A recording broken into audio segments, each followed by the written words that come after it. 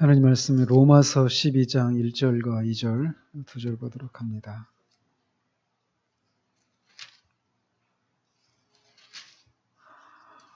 로마서 12장 1절과 2절 같이 읽도록 하겠습니다. 시작. 그러므로 형제들아 내가 하나님의 모든 자비하심으로 너희를 권하노니 너희 몸을 하나님이 기뻐하시는 거룩한 산 제물로 드리라. 이는 너희가 드릴 영적 예배니라. 너희는 이 세대를 본받지 말고 오직 마음을 새롭게 함으로 변화를 받아 하나님이 선하시고 기뻐하시고 온전하신 뜻이 무엇인지 분별하도록 하라. 아멘. 은혜와 섬김의 관계에 대해서 지난주부터 살폈는데 하나님은 우리에게 많은 기대를 갖고 계셔요. 그 기대에 부응하는 그런 삶을 살 때, 즉 하나님을 섬길 때 우리가 기쁨과 감격을 이렇게 유지하면서 이렇게 섬겨야 되는데 많은 경우에 그런 기쁨과 감격을 유지하면서 이렇게 살기보다는 몸이 건조하고 단조로운 그런 모습으로 신앙생활하는 경우들이 많다고 했습니다.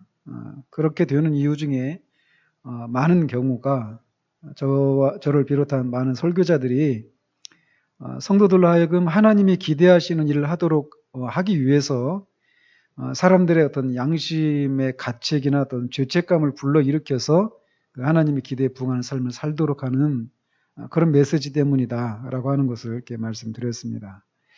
그래서 그런 식으로 이렇게 사람들로 하여금 하나님이 싫어하시는 일을 안 하고 하나님이 기대하시는 일을 하게 하는 그런 것은 잠시는 사람들로 하여금 하나님이 원하시는 의무를 이행할 수 있게 할지 모르지만 결국은 사랑과 기쁨과 평강과 같은 그런 신앙의 열매를 맺지 못한다라고 하는 것을 말씀을 드렸습니다.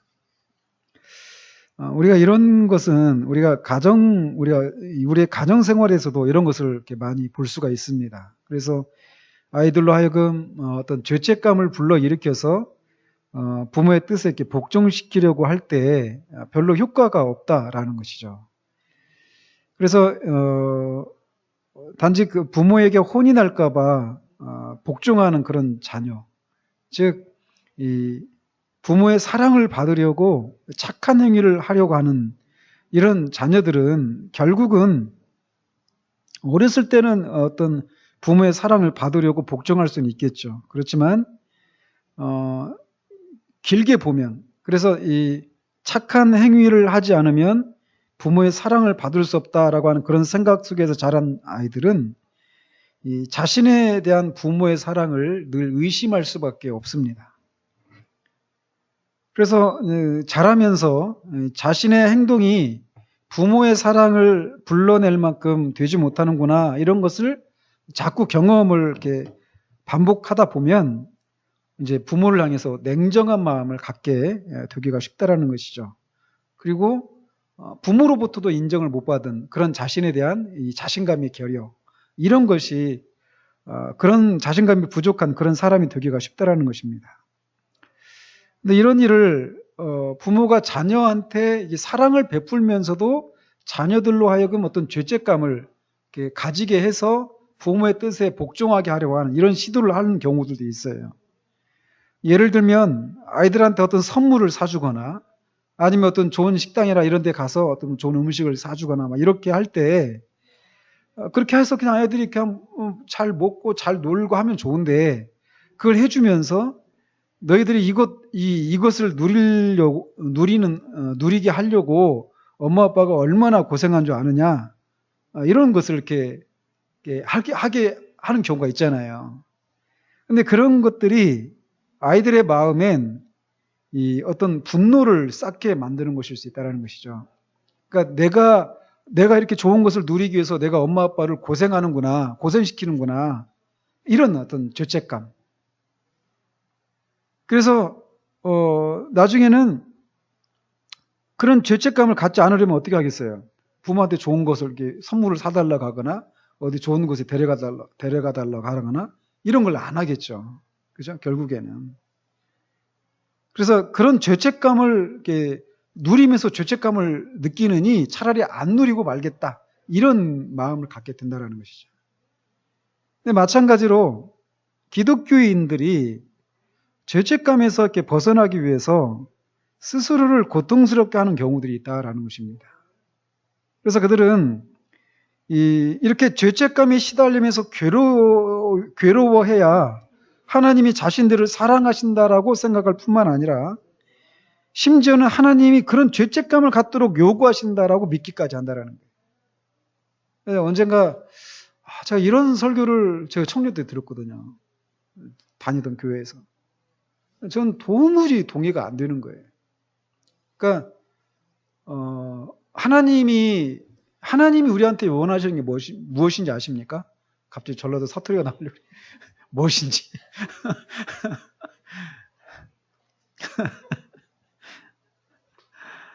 하나님이 우리한테 이렇게 원하시는 것은 너희들이 이렇게 구원의 은혜를 누리고 하늘에 속한 그런 신령한 복도를 누리기 위해서 내가 얼마나 많은 희생을 치르는지 아느냐.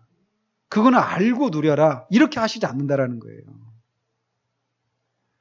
근데 제가 그런 설교를 듣는데 저는 그러니까 하나님 앞에서 우리가 살 때 몸둘 바를 몰라야 한다라는 그렇게 얘기를 하더라고요. 근데 저는 도무지 동의가 안 됐습니다. 하나님 우리에게 그렇게 하시지 않거든요. 근데 그런 생각을 갖는 사람들이 있다라는 거예요.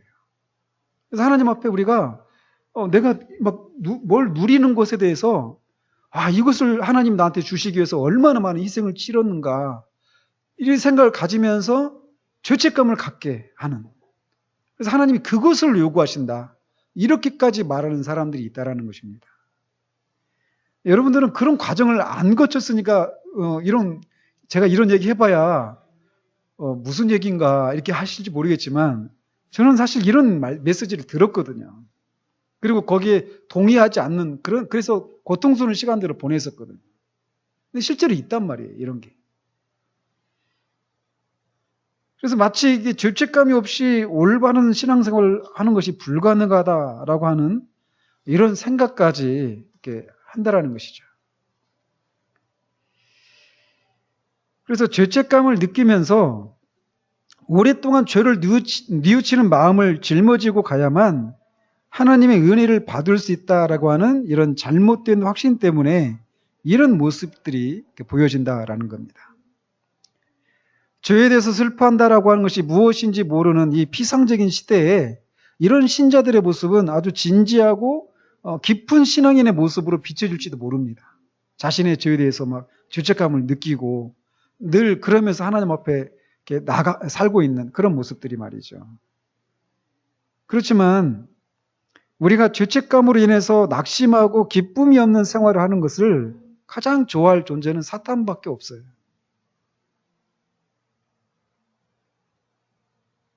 성경은 우리가 자책하는 마음을 갖거나 스스로를 정죄한다고 해서 그런 것을 보고 하나님이 우리를 예뻐하시고 사랑을 베푸신다. 이렇게 말하지 않는다라는 것입니다.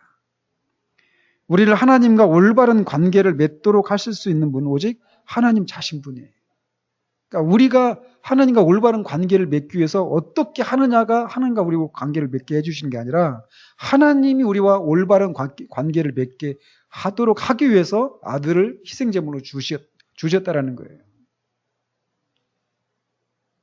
하나님은 우리가 낙심에 빠져서 머리 숙이는 것을 원치 않으셔요. 시편 3편에서 하나님 내 머리를 드시는 자신이다 이렇게 말하잖아요. 하나님 우리를 머리를 드시는 분이시란 말이죠. 만일 우리가 선한 행위를 할 때만 하나님 우리를 사랑하신다면 그분을 사랑으로 섬긴다라고 하는 것은 불가능합니다.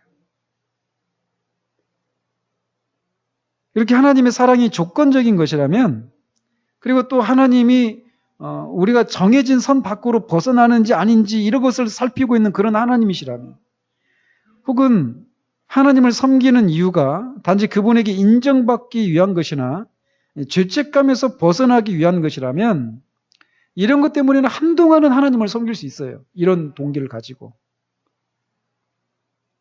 그렇지만 결국에 가서는 그분을 내가 진정으로 사랑할 수 없게 될 것이 분명합니다. 시간이 지나면 말이에요.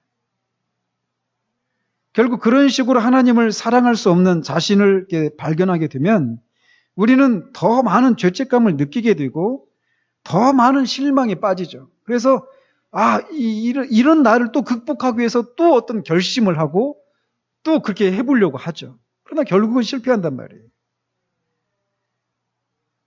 그래서 이런 마음에서 이렇게 벗어나려고 막 성경을 읽고 기도하고 교회에서 봉사하고 이런 열심을 막 낼 수 있어요. 그렇지만 하나님의 그런 환심을 사려고 하는 이 모든 노력에도 불구하고 결국 우리는 우리가 도무지 하나님을 만족할 수가 없구나.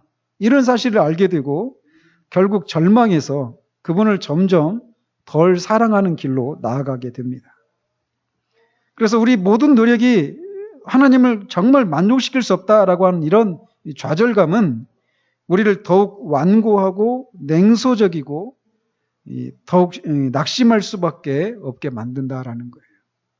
그렇게 되면 우리가 어떤 사랑하는 사람이 있는데 그 사람에게 어떤 호의를 사기 위해서 막 이것도 해보고 저것도 해보고 막 아무리 애를 써도 그 사람이 도무지 나한테 마음을 열지 않는다. 이런 경우 있을 수 있잖아요. 저는 그게 많거든요. 근데 그렇게 시도를 하는데도 이렇게 해봐도 안 되고 저렇게 해봐도 안 되고 그럴 때 나중에 어떻게 됩니까? 나중에는 우리가 그 상대방을 향해서 막 미움이 생기죠. 그죠? 하나님과 관계 속에서도 그럴 수 있다는 거예요. 하나님께 만족을 드리고 하나님의 그 사랑과 그 환심을 사기 위해서 아무리 애를 써도 할 수가 없거든요. 그런 것을 경험할 때 결국은 우리 마음이 더 하나님을 향해서 완고해질 수 있다는 거예요. 냉소적이고.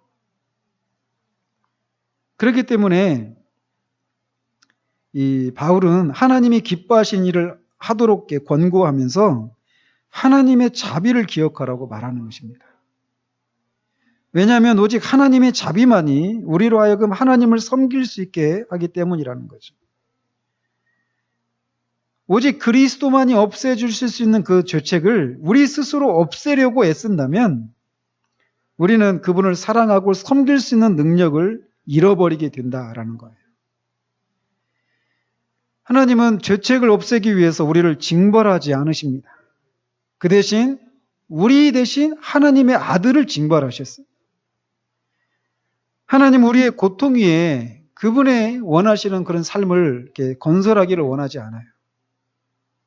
오히려 그분의 사랑 위에 그분의 왕국을 건설하기를 원하십니다. 신자는 당연히 자신의 죄를 인해서 탄식할 줄 알아야 됩니다. 오늘날은 이런 신자를 찾기가 쉽지 않아요. 자신의 죄에 대해서 탄식하고 이런 것에 대해서. 죄를 너무나 가볍게 처리하고 넘어간단 말이죠. 모든 것이 피상적입니다. 우리가 살고 있는 시대가. 그래서 죄에 대한 인식도 그렇고 하나님의 용서와 하나님의 은혜에 대해서도 너무 피상적이에요. 너무 가볍게 처리하고 막 넘어갑니다. 그렇기 때문에 자신의 죄에 대해서 탄식하는 이런 모습은 아주 높이 살만한 모습이에요. 그렇지만 죄에 대한 탄식에 매몰되는 것은 옳지 않다라는 겁니다. 죄에 대한 탄식은 우리를 십자가로 인도하는 역할로 끝나야 돼요. 그 이상의 감정에 사로잡혀서는 안 된다라는 겁니다. 하나님의 은혜는 우리를 이 죄책감으로부터 해방시킵니다. 그래서 죄책감은 이 바른 죄책감은 그리스도를 구하게 만드는 그런 동기를 부여하는 역할을 해요.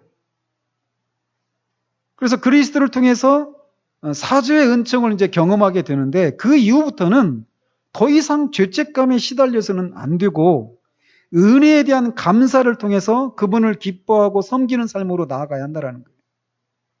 그러니까 하나님이 주신 그런 은혜를 누리면서 어떤 막 그 몸둘 바를 모르는 그런 마음으로 이 눈칫밥 먹듯이 그런 식의 신앙생활은 하나님이 원치 않는 거란 말이에요. 죄책감은 죄를 고백하게 만드는 동기를 부여할 수는 있지만 그 뒤부터는 하나님을 사랑하는 마음으로 복종의 삶을 살아가야만 진정한 회개에 이르게 된다라는 겁니다. 하나님의 사랑은 회개하는 심령으로 하여금 변화된 삶을 살게 만듭니다. 이것이 진정한 복음적인 회개예요. 참된 회개가 이거예요. 하나님의 사랑을 경험하고 우리의 죄를 회모하고 하나님이 기뻐하시는 삶을 자원함으로 기쁨으로 살고자 하는 마음. 이게 참된 회개란 말이에요. 이게 복음적인 회개예요. 그래서 이렇게 회개한 후에는 다시는 이게 죄책감에 시달려서는 안 된단 말이에요. 이런 관점에서 루터는 이렇게 말을 했다고 합니다. 죄인을 십자가로 이끄는 죄책감은 하나님이 주신 것이지만 참 회개를 한 뒤에 죄책감을 갖는 것은 사탄이 주는 것이다. 이렇게 얘기했다라는 거예요. 마귀는 그리스도의 피가 우리가 고백한 죄를 깨끗하게 하기에는 충분하지 않다고 믿게 만들고자 애를 씁니다. 특히 우리의 죄가 너무나 반복적이고 뻔뻔한 것이기 때문이다. 이렇게 얘기한단 말이에요. 우리가 그런 경우도 있죠. 자꾸 어떤 반복적인 그런 죄를 이렇게 범하고 또는 우리 자신도 우리 자신을 용서할 수 없을 것 같은 그런 우리 자신을 보는 경우들이 많잖아요. 그래서 그런 경우에는 이런 나를 하나님이 이렇게 받으실까? 너무 뻔뻔스럽죠, 우리 자신이.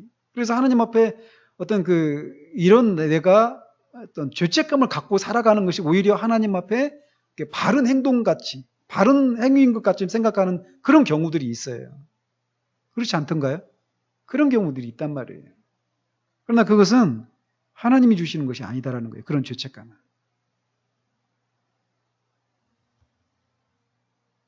그리스도의 보혈은 우리의 모든 죄를 깨끗하게 하기에 충분합니다. 요한이 그랬잖아요. 만일 우리가 우리 죄를 자백하면 그런 미쁘시고 의로우사 우리 죄를 사하시며 우리를 모든 불의에서 깨끗하게 하실 것입니다. 모든 종류의 불의입니다. 어떤 불의라도 우리가 그 죄를 자백하면 그는 미쁘시고 의로우사 우리 죄를 사하신다라는 거예요. 그리스도의 보혈이 사할 수 없는 죄는 없습니다. 이번 주에 살펴볼 성령 외방죄 말고. 모든 불의에서라고 하는 것을 기억하십시오. 따라서 우리의 모든 죄를 깨끗하게 씻어버린 십자가의 능력을 의심할 경우에 우리는 마귀의 거짓말에 속아 넘어간 거예요.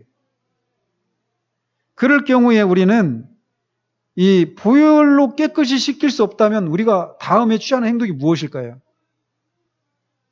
우리의 행위로 그것을 깨끗하게 해보려고 하겠죠. 그렇지 않겠어요? 그 죄책감이 따라다니는데.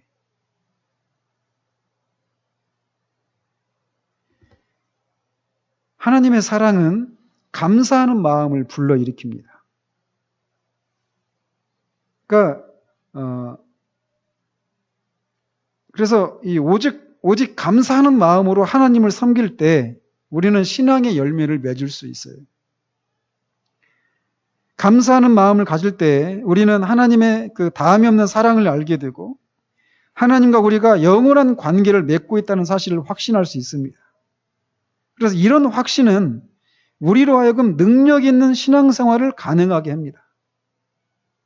그러니까 우리가 하나님과 나 사이에 그리스도로 말미암아서 끊어지지 않는 영원한 그런 관계를 맺고 있다라고 하는 이 확신이 없이 하나님이 기뻐하시는 삶을 한 걸음도 살 수 없습니다. 우리가 그런 확신이 있을 때 능력 있는 신앙생활을 할 수 있다는 거예요. 그런데 계속해서 죄책감이 사로잡히거나 과거의 죄로 인한 그런 탄식에 매몰되어서 비참하고 슬프고 두려운 삶을 사는 동안에는 능력 있는 신앙생활은 불가능해요.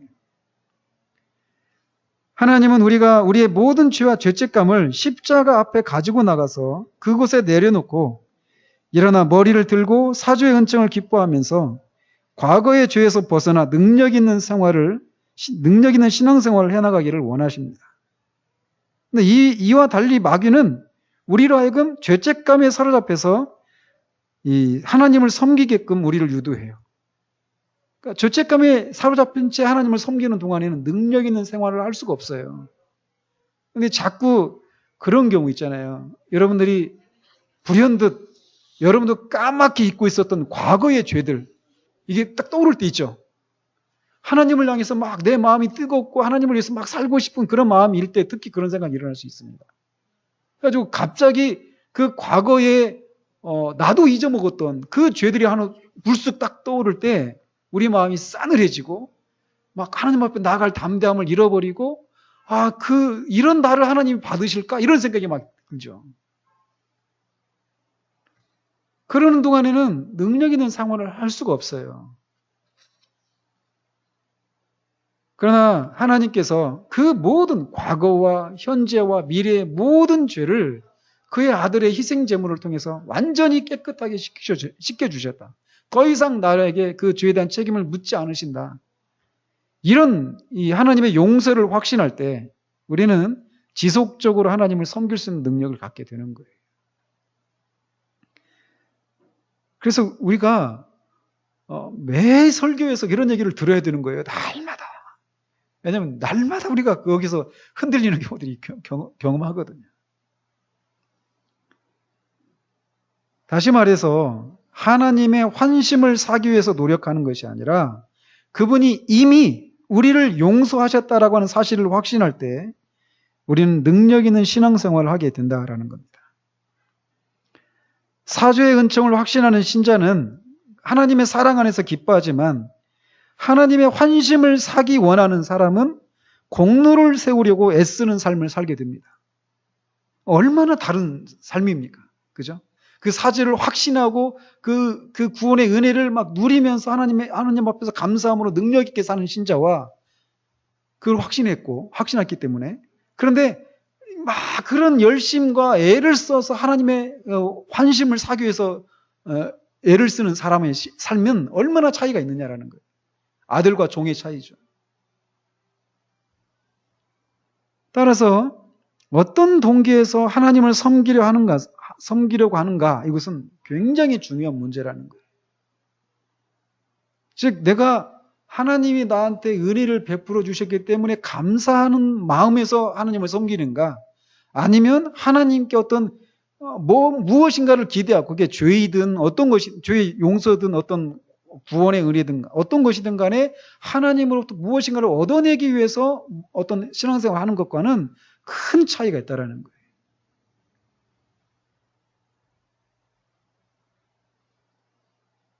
그래서 하나님 베푸신 은혜에 대한 감사로 하나님을 섬기는 것이 아닌 모든 것을 한마디로 말하면 이기적인 동기로 하나님을 섬기는 것이다라고 말할 수 있습니다.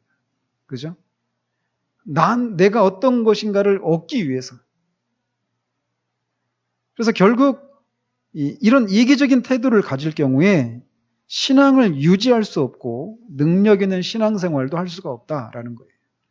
이것에 대해서 제임스 패커라고 하는 분이 계신데 그분이 이렇게 말을 했다고 합니다. 세속사회는 기독교인이 어떤 동기로 살아가는지 이해하지 못한다.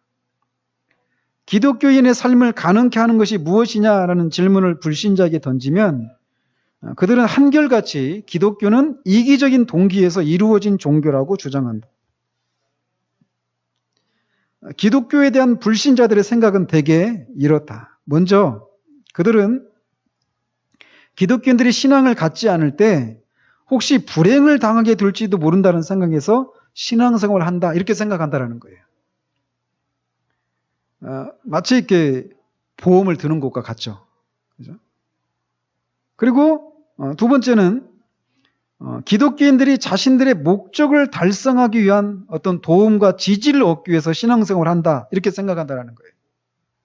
그러니까 아들 잘 되게 내가 잘 되게 사업이 잘 되게 이런 거죠 다. 그죠? 그러니까 이런 경우에는 기독교가 마치 몸을 지탱해주는 목벌과 같은 종교로 여겨진다 이렇게 말을 합니다. 그리고 세 번째는 기독교인들이 사회적인 명예를 얻을 목적으로 신앙생활을 한다 이렇게 생각한다는 거예요.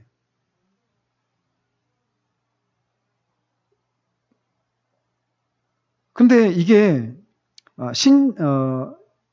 교회 밖에 있는 세상 사람들만 이렇게 기독교인들에 대해서 이렇게 생각하는 것이 아니라 교회 안에도 이런 사람이 있을 수 있다는 거예요. 그죠?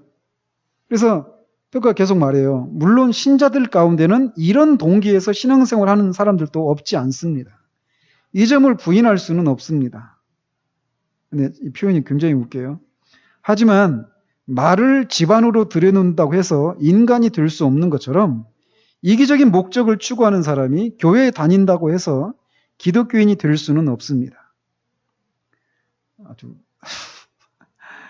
이기적인 목적으로 종교적인 형식을 지키는 것만으로는 거룩한 삶은 이루어지지 않습니다. 하나님의 구원 계획을 조용히 묵상할 때 나는 진정한 기독교인의 삶을 살게 만드는 능력이 무엇을 얻고자 하는 이기적인 욕망에서가 아니라 감사하는 마음에서 나온다는 사실을 깨닫습니다. 이렇게 말을 해요.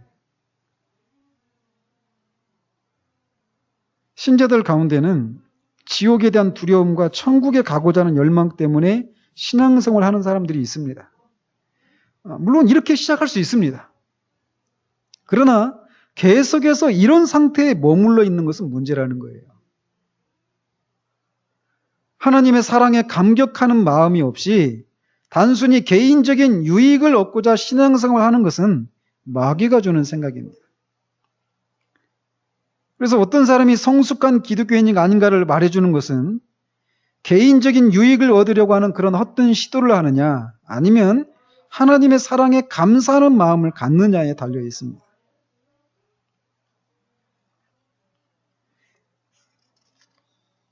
그러니까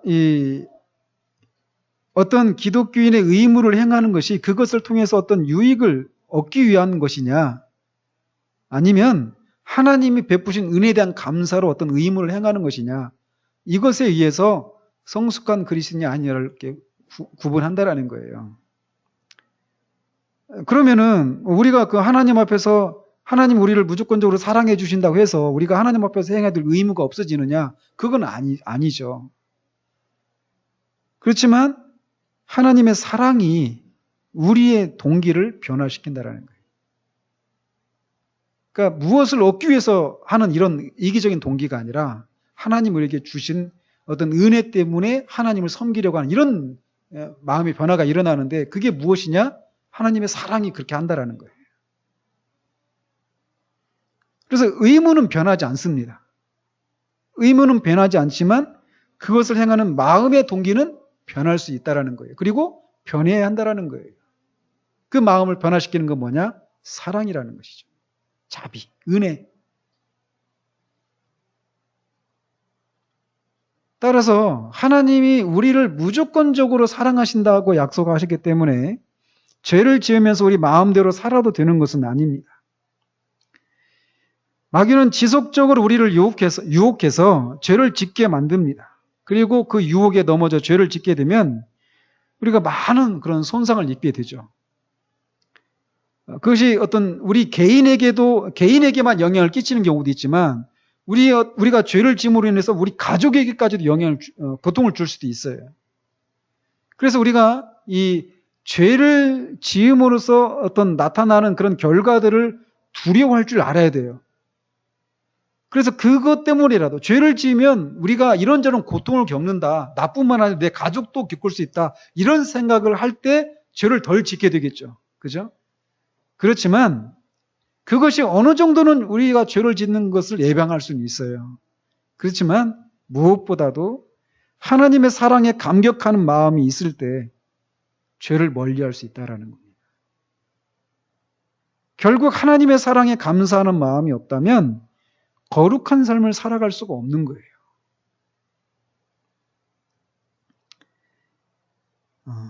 그런데 언제나 하나님의 사랑을 말하면 그것을 남용하거나 악용하려고 하는 마음이 우리 안에 있기 때문에 성경은 하나님의 은혜를 남용하려는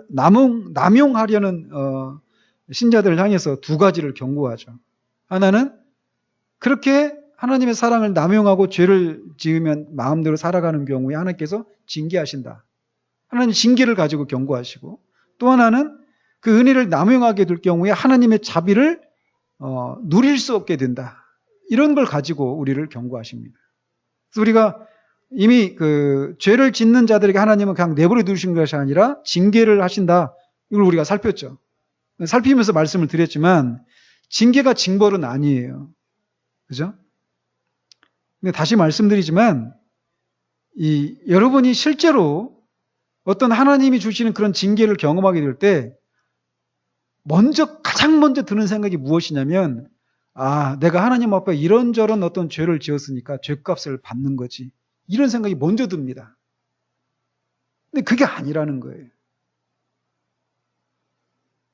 한국 사회 안에서, 한국 교회 안에서 이 불신 남편을 둔 그 분들이 많잖아요. 그죠? 그런 경우에 불신자와 결혼했기 때문에 내가 이런 벌을 받지. 이런 생각 한단 말이에요.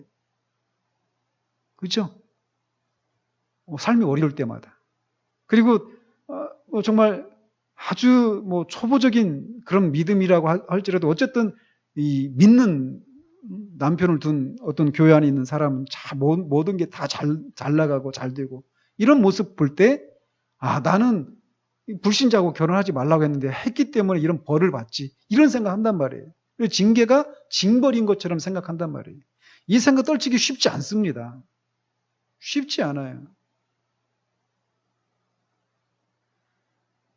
그러나 다시 말씀드리지만 징벌은 이미 하나님의 아들이 다 받으셨어요. 징계와 징벌은 다릅니다. 징벌은 불신자들에게만 해당이 돼요.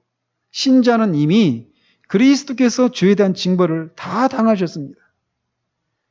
다만 신자들로 하여금 계속해서 잘못을 범해서 더 큰 해를 당하지 않도록 하기 위해서 징계하신단 말이에요.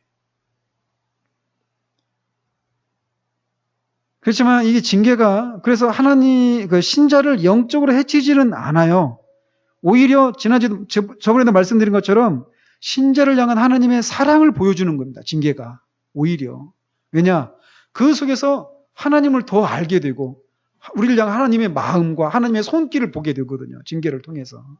그래서 징계는 우리에게 은혜의 표지예요. 그런데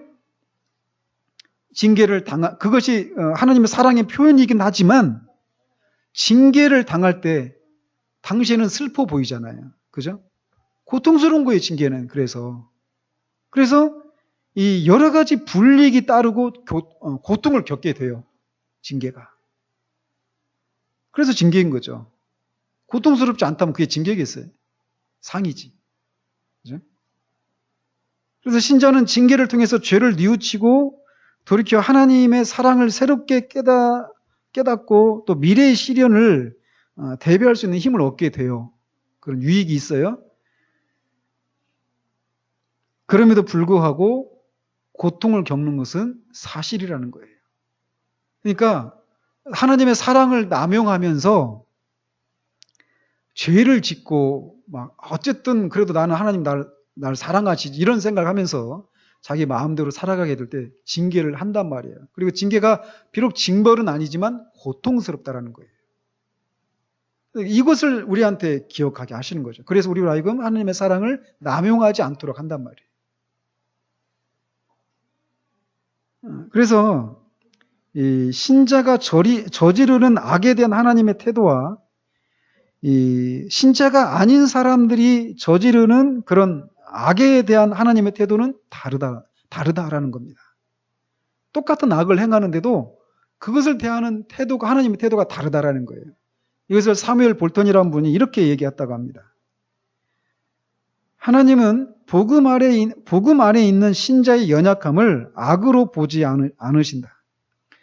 그러므로 하나님은 신자를 불쌍히 여기신다. 이와는 달리 율법 아래 있는 자들, 아까는 신자를 어떻게 표현했어요? 복음 안에 있는 자들. 불신자는 율법 안에 있는 자들. 우리가 다 율법 아래 있었던 사람들입니다. 근데 율법으로부터 해방이 되었죠. 그리스도께서 율법을 다 순종하심으로 통해서. 그래서 불신자들은 다 율법 아래 있어요. 모든 사람들은 다 율법 아래 태어납니다. 아무튼 그 율법 아래 있는 자들은 신자들은 악으로 불쌍히 여기시는데 그 악을 불신자들은 그 죄로 인해 하나님의 진노의 대상이 된다. 신자의 죄는 오히려 하나님의 연민을 불러일으킨다.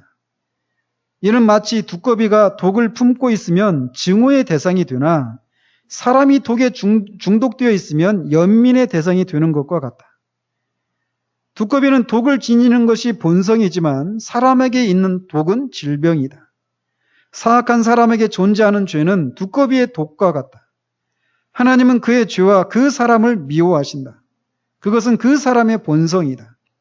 하지만 하나님의 자녀에게 존재하는 죄는 인간에게 있는 독과 같다. 하나님은 그를 불쌍히 여기신다. 하나님은 성도의 죄와 연약함은 가엾게 여기시지만 사악한 자는 미워하신다. 죄는 사악한 자에게 있어서는 본성이지만 하나님의 자녀에게 있어서는 질병이다.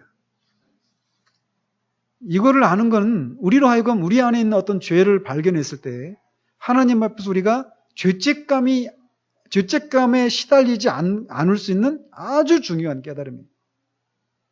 하나님은 똑같은 죄를 신자가 지었느냐 불신자가 지었느냐에 따라서 다르게 대하신다는 거예요. 하나님이 이렇게 죄를 저지른 신자를 경멸하지 않고 오히려 불쌍히 여기십니다. 하나님 우리가 설사 죄를 지었다고 하더라도 잔인함과 경멸함이 아니라 사랑으로 대하십니다.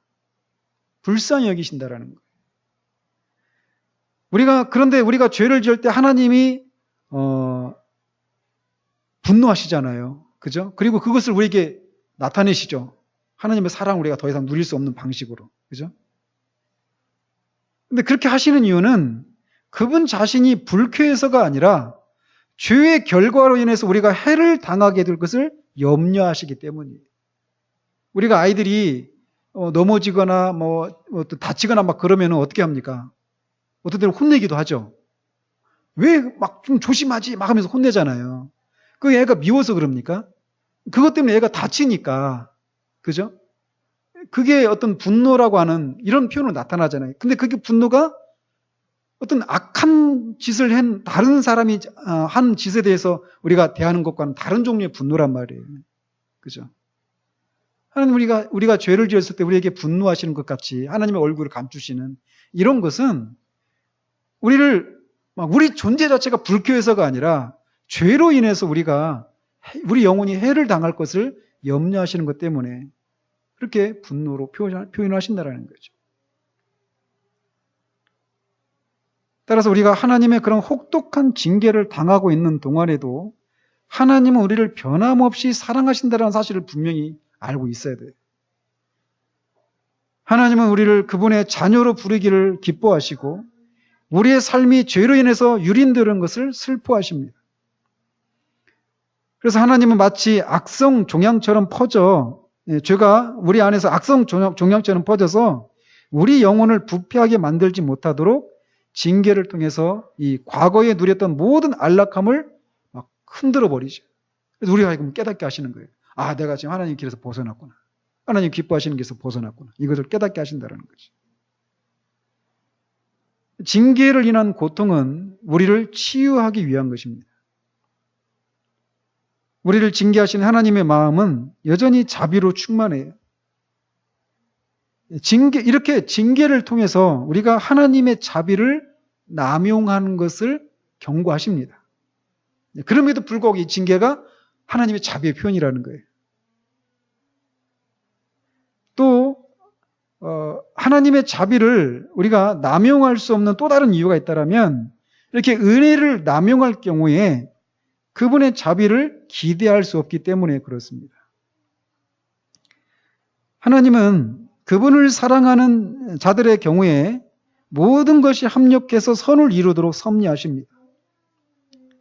그런데 성경에서 말하는 사랑은 다른 사람의 관심을 막 이용하거나 악용하거나 또는 신뢰관계를 남용하거나 막무가내로 막 관용을 요구하는 그런 종류의 사랑이 아니에요. 그래서 하나님은 항상 우리를 용서해 주시기 때문에 죄를 지어도 괜찮아. 이런 생각으로 악한 죄를 계속 짓는 사람은 그가 과연 하나님을 믿는 사람인지 의심해 보아야 한다는 거예요. 성경에서 말하는 사랑은 그냥 그 신뢰관계를 남용하는 이런 것이 아니라는 거예요. 즉, 우리가 하나님을 사랑한다라고 하는 증거가 없는데도 하나님이 사랑으로 우리 죄를 덮어주실 것이다라고 하는 그런 확신을 가질 수는 없다라는 거예요. 인간의 행위와 태도는 변하는 특성을 갖고 있지만 하나님의 자비는 그렇지 않습니다. 그런데 이 죄를 우리가 지었을 때 이 하나님의 여전히 우리를 향한 하나님의 자비는 여전하지만 그 자비를 자비가 우리에게서 거둬진 것 같은 그런 느낌을 갖게 된다는 거예요. 그래서 우리 영혼이 고통을 겪는다는 거죠. 그런 과정을 통해서 우리로 하여금 하나님의 자비를 남용하지 못하도록 경고하신다는 거예요. 그럼에도 불구하고 아까 징계가 그렇게 우리로 하여금 하나님의 자비를 남용하지 않도록 하기 위해서 허락하시는 것임에도 불구하고 여전히 하나님의 자비의 표현이라고 했던 것처럼 하나님이 우리가 죄를 지어서 하나님의 자비를 남용해서 죄를 지을 경우에 하나님의 자비가 우리에게 더 이상 우리를 향하지 않는 것 같은 그런 느낌을 갖게 해서 우리 영혼을 이렇게 각성하고 돌이키게 하시는 이런 방식을 취한다 했잖아요. 그런 징계를 받는 것이 고통스럽지만 여전히 하나님의 자비의 표현인 것처럼 우리가 죄를 지어서 하나님의 자비를 거두신 것 같은 그런 상황 가운데서도 여전히 우리가 기억해야 될 것은 무엇이냐면 그래서 우리가 느끼는 것에 있어서 우리가 다른 차이를 느낄 뿐이지 실제로 하나님 우리를 향한 자비를 거두신 것은 아니다라는 것입니다. 이걸 우리가 알아야 돼요.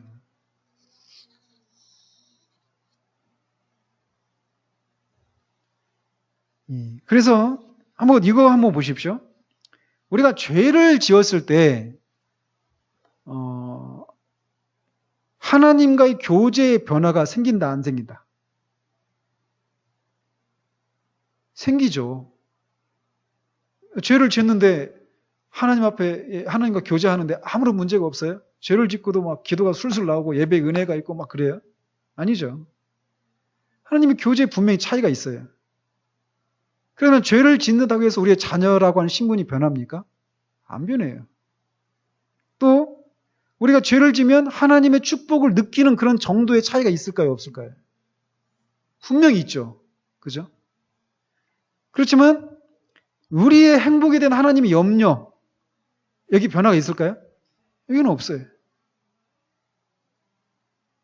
또 하나님의 사랑에 대한 확신, 이 차이가 있을까요? 없을까요? 분명히 차이가 생기죠. 그죠? 죄를 지으면 하나님은 이런 나를 사랑하실까 이런 의심이 든단 말이에요. 불안하죠. 두렵죠. 그렇지만 실제로 우리를 향한 하나님의 사랑이나 애정이 변합니까? 안 변합니다. 그걸 우리가 더 이상 사랑하지 않게 느끼는 것이지 실제로 하나님이 그러신 것은 아니라는 거예요. 우리의 운명이나 우리의 안전 이건 변함이 없어요. 그렇지만 어떤 하나님이 우리를 사랑하신다, 우리를 축복하신다 이런 느낌, 하나님과 교제에 있어서의 그런 차이가 분명히 있습니다. 이런 것을 통해서 우리로 하여금 하나님 앞에 우리가 하나님의 자비를 남용해서 하나님 앞에 죄를 지으면 그렇게 하나님의 사랑과 축복과 하나님과의 교제에 있어서 그런 이 싸늘함을, 메마름을, 그 황량함을 경험하게 해서 우리로 하여금 죄를 짓지 못하게 한단 말이에요. 그러니까 징계와 하나님의 자비를 우리 느끼는 정도에 있어서의 그런 차이를 두셔서 우리로 하여금 그 자비를 남용하지 않도록 하신다라는 거죠. 그러나 어쨌든 우리로 하여금 하나님을 기쁘시게 해드리는 그런 삶을 사는 데 있어서 가장 중요한 것은 무엇이냐면 하나님의 사랑이에요. 하나님의 자비예요. 그것이 남용할 소지가 분명히 있지만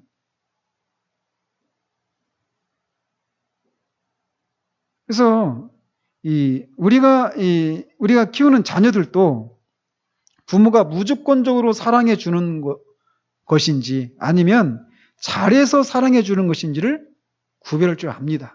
아이들도. 하나님의 자녀의 경우도 마찬가지. 하나님의 사랑에 감사하는 마음으로 그분을 사랑하게 될 때 우리는 그분을 기쁘게 섬길 수 있어요. 이런 기쁨이 없이는 참 예배와 헌신이 불가능합니다.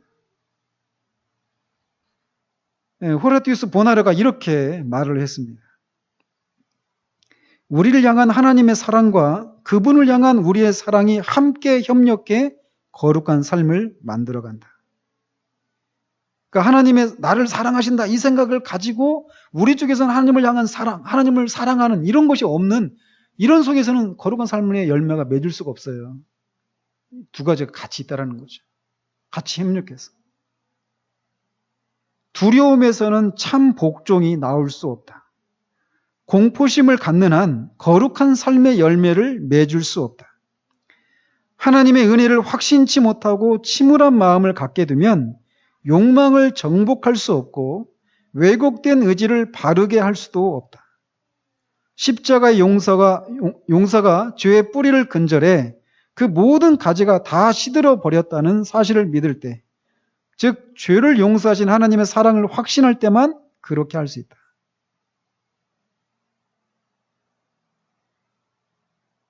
따라서 하나님의 사랑을 깊이 깨닫게 될 때 우리는 은혜에 감사하게 되고 그분을 영화롭게 할 수 있는 그런 사랑의 헌신을 할 수 있게 되는 것입니다.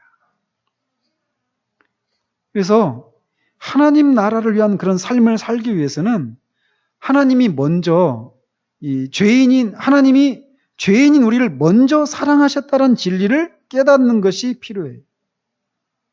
그래서 바울은 내가 지금 어떤 이런저런 순종을 하는 이유가 무엇이냐라고 우리 자신을 향해서 진지하게 질문하기를 요구해요. 내가 왜 하나님 앞에 이런저런 순종을 하려고 하지? 이 순종을 통해서 내가 하나님의 사랑을, 은혜를 얻기 위한 것인지 아니면 이미 하나님이 나를 그렇게 사랑하시고 받아주셨기 때문에 그것에 대한 감사로 하나님 앞에 이런저런 순종을 하는 것인지. 타락한 본성을 지닌 인간의 양심은 왜곡된 상태에 놓여있기 때문에 죄책감, 두려움, 자긍심, 자기보호, 개인적인 유익 등과 같은 그런 동기에서 어떤 순종 행위를 하고자 합니다.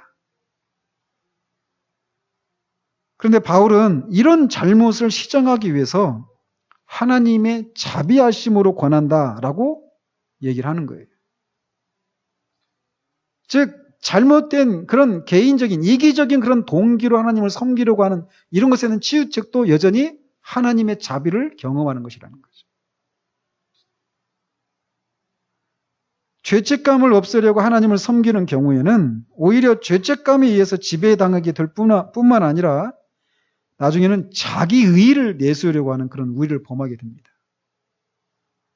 또한 하나님의 사랑을 받을 목적으로나 그분의 징벌을 모면하라는 목적으로 그분을 섬길 경우에는 이기심에서 벗어날 수가 없어요.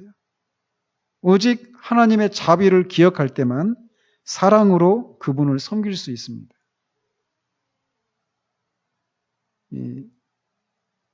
다음에는 이 자비가 주는 격려, 또 자비가 가진 능력 이런 것에 대해서 살펴볼 텐데 결론적으로 말씀드리면 하나님의 자비를 경험할 때 우리를 죄로 이끄는 것이 아니라 하나님을 감사와 기쁨으로 섬기도록 이끈다라는 겁니다. 그래서 이 은혜가 우리 안에 늘 있어야 돼요. 그래서 할 수 없이 근근히 끌려다니는 그런 신앙이 아니라 자원함과 그런 기쁨 있는 신앙생활을 하기를 원한다면 하나님의 자비를 경험하는 것이 필요하다라는 거예요. 하나님의 자비.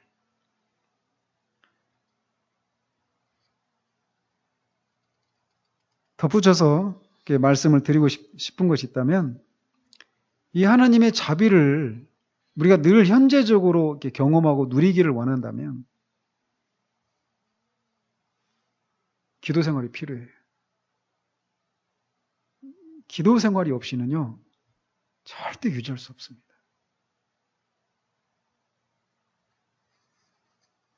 어쨌든 하나님의 자비를 경험하는 것, 이것이 우리로 하여금 이 두려움이나 어떤 종의 그런 영이 아니라 자원함과 기쁨과 감사함으로 하나님을 섬길 수 있게 하고 그런 섬김을 통해서만 거룩한 삶의 열매를 맺을 수 있다라는 것입니다. 다음 주에 그 자비가 갖고 있는 그런 능력이 무엇인가를 더 이렇게 살펴보도록 합니다. 기도하겠습니다. 하나님 아버지, 바울은 우리에게 하나님을 섬기도록 하기 위해서, 기쁨과 자원함으로 섬기도록 하기 위해서 우리에게 하나님의 자비를 경험하고 자비를 기억할 것을 먼저 얘기합니다.